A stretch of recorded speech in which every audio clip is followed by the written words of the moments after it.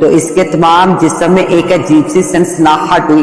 اس نے بوڑھے سے جادوگر کا پتہ جاننا چاہا، لیکن اسے اور کچھ علم نہ تھا۔ سہنو نے دل میں عہد کیا کہ وہ جب تک اس جادوگر کا خاتمہ نہیں کر لیتا سکون سے نہیں بیٹھے گا۔ اس نے عقاب کو جادوگر کی تلاش میں بھیج دیا اور خود بھی اسے تلاش کرنے نکل پڑا۔ کئی دن اسی طرح گزر گئے مگر اسے کوئی کامیابی حاصل نہ ہوئی تھی۔ عقاب روزانہ آ کر اسے ملتا۔ سہنو کی سمجھ میں کچھ نہیں آ رہا تھا کہ وہ کس طرح جادوگر تک پہنچے۔ ایک دن عقاب نے آ کر اطلاع دی کہ دوسرے شہر سے بھی کئی لوگ غائب ہیں۔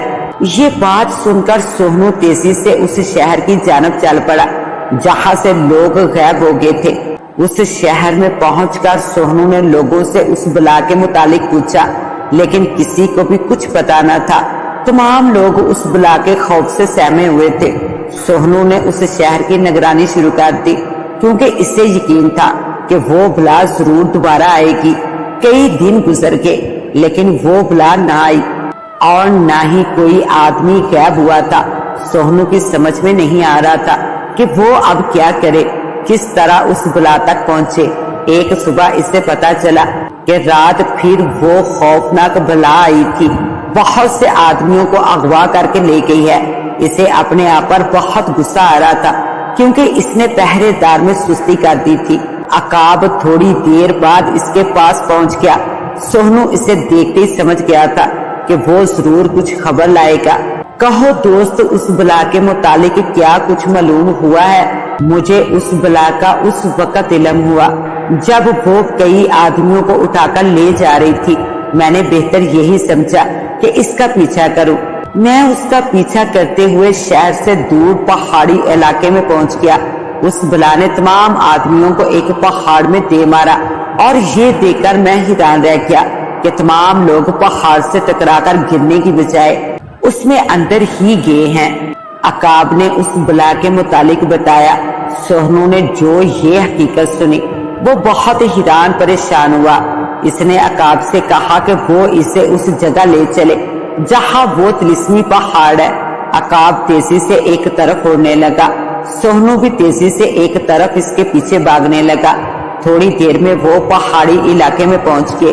عقاب ایک بڑے پہاڑ کے سامنے رک گیا اور اس کی طرف اشارہ کر کے کہا، سہنو یہی ہے وہ پہاڑ جس میں اس بلا نے آدمی غائب کیے تھے۔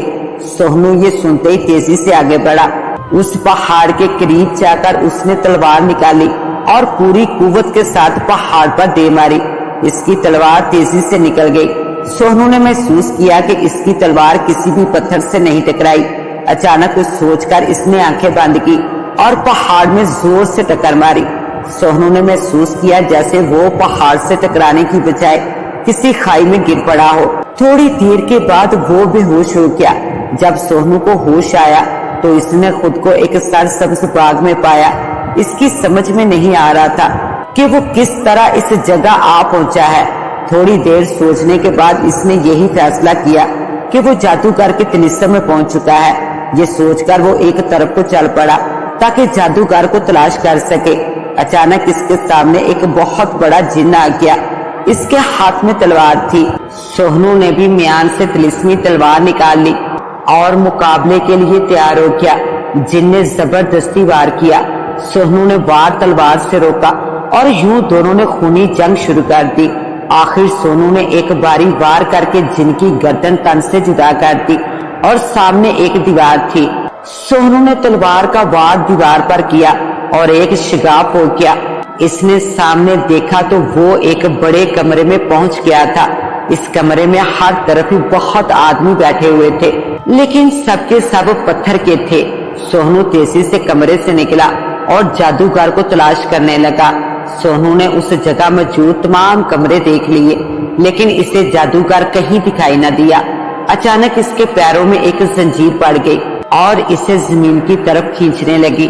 اس نے اپنے آپ کو زنجیر سے چھڑانے کی بہت کوشش کی لیکن ناکام رہا۔ زمین کے نیچے ایک قید خانہ تھا۔ وہ اس قید خانے میں ہو گیا۔ اس قید خانے میں ایک طرف سلاخیں لگی ہوئی تھی۔ سہنو نے جب سامنے دیکھا اس کی آنکھیں کھلی کی کھلی رہ گئی۔ سامنے بہرام جادوگر آنکھیں بند کیے ہوئے بیٹھا تھا۔ اس کے سامنے چھوٹے چھوٹے کئی چراغ جل رہے تھے۔ ان چراغوں میں اوپر لٹکے ہوئے ایک آدمی کا خون قطرہ قطرہ کر کے ٹپک رہا تھا۔ یہ منظر دیکھ کر سونو غصے سے پاگل ہو گیا۔ اس نے طلسمی تلوار کے ایک ہی وار سے تمام سلاخوں کو کاٹ دیا اور قید سے باہر نکل آیا۔ اس سے پہلے کہ وہ بہرام جادوگر تک پہنچتا، ایک زوردار تھپڑ اس کے منہ پر پڑا۔ اس نے اپنے ارد گرد دیکھا لیکن وہاں کوئی نہیں تھا۔ یہ صورتحال دیکھ کر وہ پریشان سا ہو گیا۔ اچانک ایک تھپڑ اور اس کے منہ پر لڑکھڑاتا ہوا پڑا۔ سونو نے مضبوطی سے اپنی تلوار کو تھاما اس سے پہلے کہ وہ غیبی بلا اس پر کوئی وار کرے۔ سونو نے پوری قوت سے چاروں طرف تلوار گھمائی اور ایک زوردار چیخ بلند ہوئی اور پھر سناٹا سا چھا گیا کہ بلا ہلاک ہو گئی ہے۔ اس بلا کے ہلاک ہوتے ہی بہرام جادوگر کھڑا ہو گیا۔ اس نے جو پیچھے مڑ کر دیکھا تو اس کی آنکھوں میں خون اتر آیا۔ اس نے غصے سے گرجتے ہوئے کہا، اے بدبخت آدمزاد، تو نے میرے طلسم کو توڑنے کی کوشش کی ہے، اب میں تمہیں اس کی سزا دینے والا ہوں۔ اسے دیکھ کر تمہاری روح بھی کانپ اٹھے گی۔ یہ کہہ کر وہ اس کی طرف بڑھا۔ اس سے پہلے کہ وہ سونو تک پہنچتا، سونو نے ایک زبردست وار کر کے اس کے سر کو تن سے جدا کر دیا۔ جادوگر کے ہلاک ہوتے ہی ہر طرف اندھیرا سا چھا گیا۔ جب اندھیرا چھٹا تو سونو پہاڑی علاقے میں اس جگہ کھڑا تھا جہاں وہ پہاڑ میں داخل ہوا تھا۔ اس کے علاوہ اور بھی بہت تعداد میں لوگ جمع تھے۔ سونو نے خدا کا شکر ادا کیا جو اس ظالم جادوگر کا خاتمہ ہوا۔ ان تمام لوگوں نے سونو کا شکریہ ادا کیا۔ یہ وہ لوگ تھے جو جادوگر کے جادو سے پتھر بنے ہوئے تھے۔ وہ تمام اس جادوگر کی موت سے بہت خوش تھے۔ سونو کا عقاب بھی اس کے پاس پہنچ گیا تھا۔ سونو نے سب سے اجازت لی اور پھر سے انجانی منزل کی طرف چل پڑا۔ میری ساری زندگی محبتوں کی تلاش میں گزری۔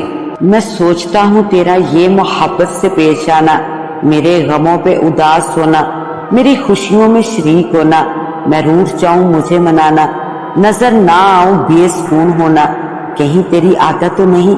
تو معزز ناظرین، کیسی لگی آپ کو آج کی کہانی؟ اپنی رائے سے ضرور نوازیے گا، آپ کی رائے کا شدت سے انتظار رہے گا۔ اس کے ساتھ ہی اپنی ہوسٹ دعا وائس کو دے اجازت، ملتے ہیں انشاءاللہ ایک نیو ویڈیو کے ساتھ۔ تب تک کے لیے اللہ نگہبان۔